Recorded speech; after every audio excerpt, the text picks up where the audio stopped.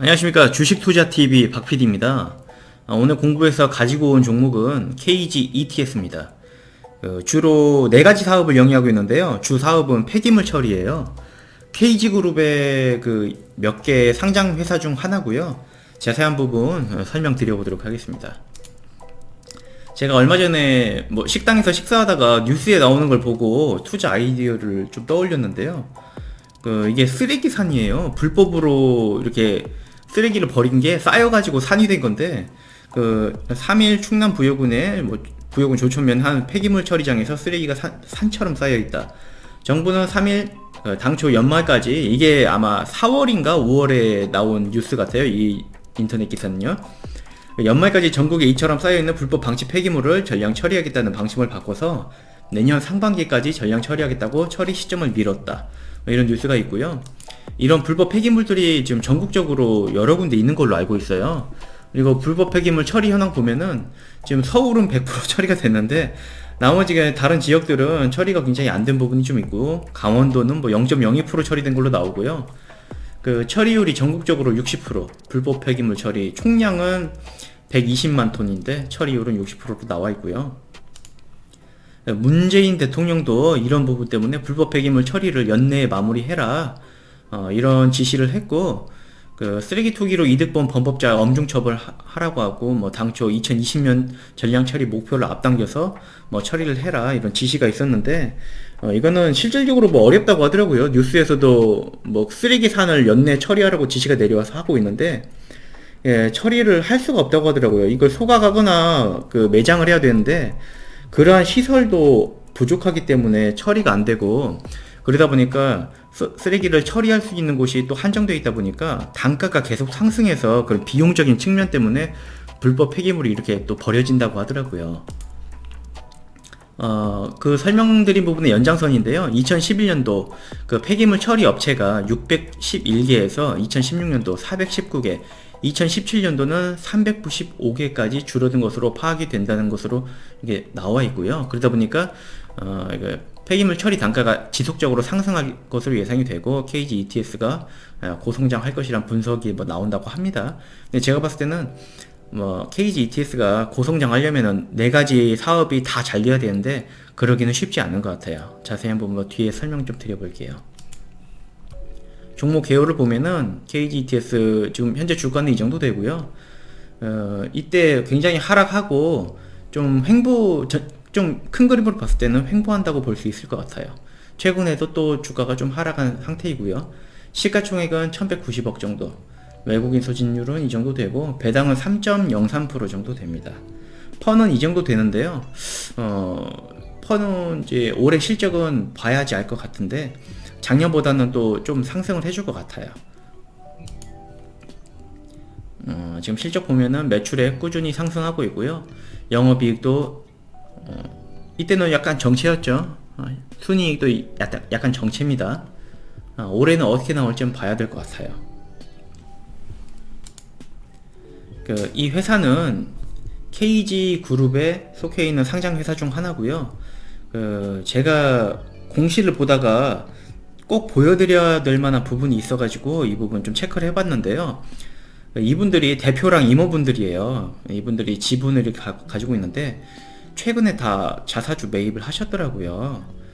이분은 작년에 임원이 되신 분인데 이번에 주식 매입을 하셨어요. 자사주 매입하셨고, 이분도 자사주 매입을 기존에 좀 보유를 하셨는데 조금 추가 매수를 하셨고, 이분도 추가 매수 하셨어요. 이분들은 다 대표랑 임원들인데, 보면 공시 보면은 KG, 그러니까 지주사죠. 지주사도 꾸준히 자사주 매입을 하고 있어요. 만주, 2천주, 3천주, 4천주 이렇게 매입을 하고 있고, 대표랑 임원분들도 매입을 해요. 05년 5월부터 최근까지요.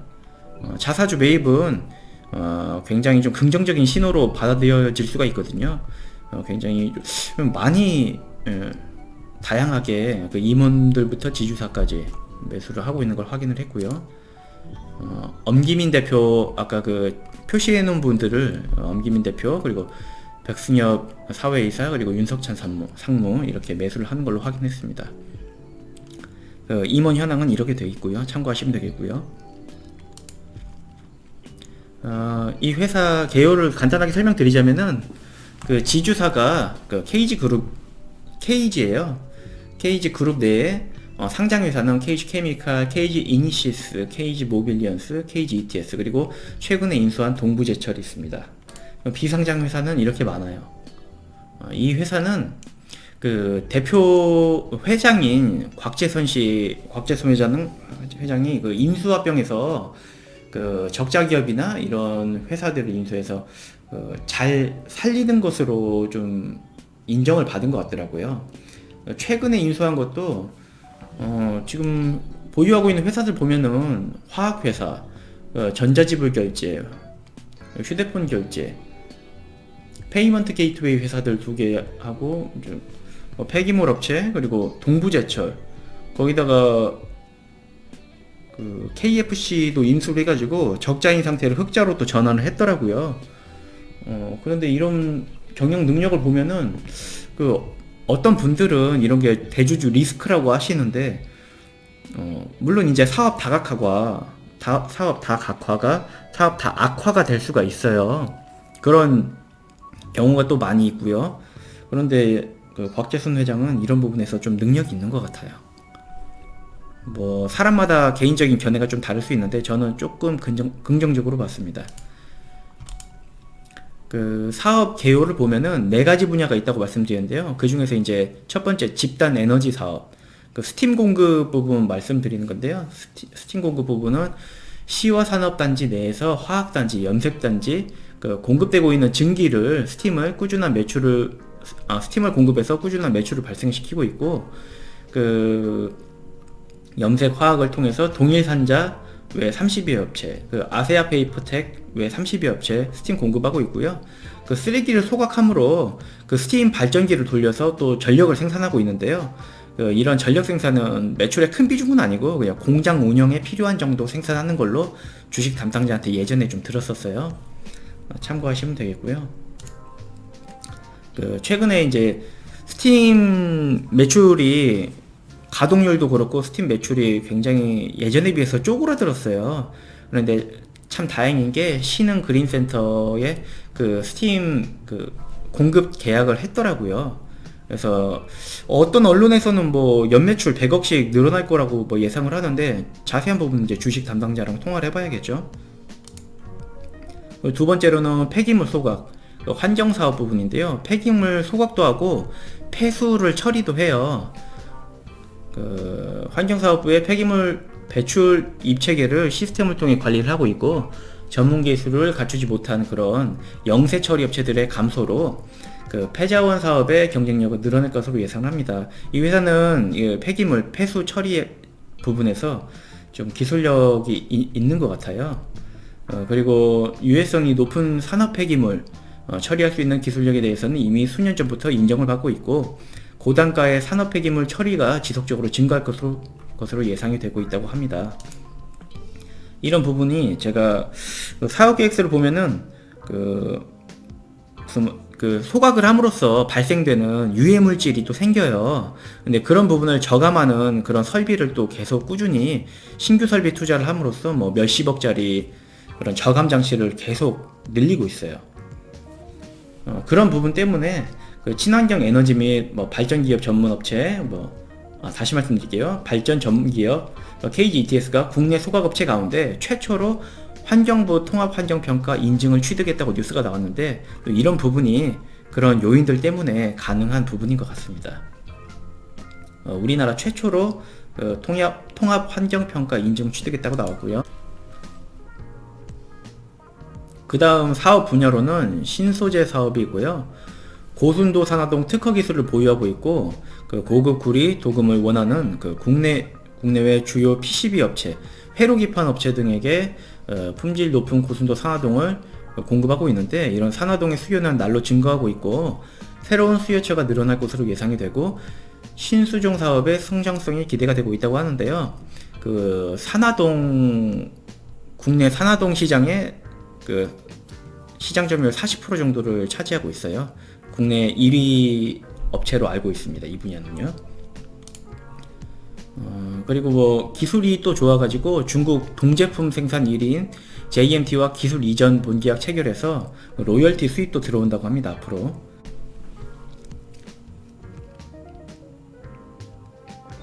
네, 마지막으로 바이오 사업 부분 말씀드리자면은 그 바이오 중유 또한 매년 사용량이 증가하고 있다, 뭐 긍정적으로 뭐 얘기를 하고 있는데, 제가 봤을 때는 좀 시간이 필요할 것 같아요. 자세한 부분 뭐 설명드리자면은, 그 바이오 중유는 기존 벙커CU 대체 연료로서 석유류가 아닌 그 캐슈넛 오일, 팜오일, 그 외 동식물성 유지로 혼합 및 제조한 친환경 연료를 말하고요.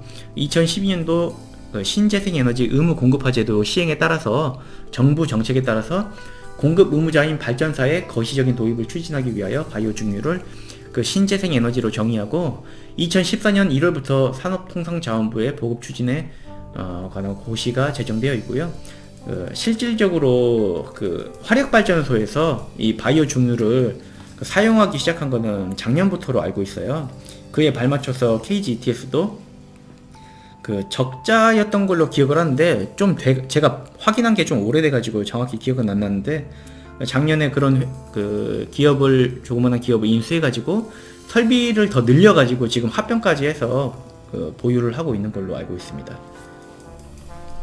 그 바이오 중유 생산 능력은 뭐 이렇게 된다고 하는데, 지금 가동률이 좀 형편없어요. 수익도 적자고, 이 부분이 조금 골치 아프긴 한데, 전망은 뭐 화력발전소에서 사용하는 그 용량을 좀 늘려준다고 하니까 납품도 더 많아지고 수주도 더 많아지고 그러면서 좀 개선이 될 거라고 예상은 되는데요. 시간이 좀 필요할 것 같아요. 사업 부분별 재무 현황 보면은, 환경에너지 사업 부분 소각 및 스팀, 그 폐기물 처리 및 스팀 부분인데, 이 부분이 캐시카우예요. 매출액이 지금 뭐 550억, 현재 3분기까지잖아요. 비중은 거의 반절 차지하고 있고, 매출 총이익, 매출 영업이익 부분 보면은 지금 141억 정도, 매출액 대비해서 영업이익률이 한 25% 정도 나오는 굉장히 좋은 사업이죠. 캐시카우고, 다른 부분은 신소재 사업이라든지 바이오 사업 부분이 설명드리자면은, 신소재 사업 부분도 나쁘진 않아요. 바이오 사업 부분은 지금 적자인데 이 부분이 좀 골치가 아파요. 이 부분 좀 잘 돼야 될 텐데, 이 부분만 잘 되면은 지금 매출 비중이 좀 큰 부분이니까, 작지 않은 부분이니까, 이 부분만 좀 잘 나와주면은 실적 개선에 좋은 긍정적인 영향을 좀 끼쳐줄 것 같은데, 좀 시간이 필요할 것 같습니다. 신규 사업 부분인데 뭐 완전 새로운 산업은 아니고 조금 긍정적인, 기존 사업의 긍정적인 부분인데 좀 이렇게 써놓은 것 같더라고요. 석탄 발전이 미세먼지와 대기 환경에 악영향을 미치고 있는 만큼 이를 개선코자 석탄 발전에 부과하는 개별 소비세는 높이고, LNG 발전에 대해서는 세제를 인하하는 개소세법이 국회를 통과하였다. 이에 따라서 복합 여론을 사용하는 당사로서는 국내 석탄을 원료로 하는 집단 에너지 사업자와 경쟁력을 확보할 수 있을 것으로 예상이 된다고 하는데요.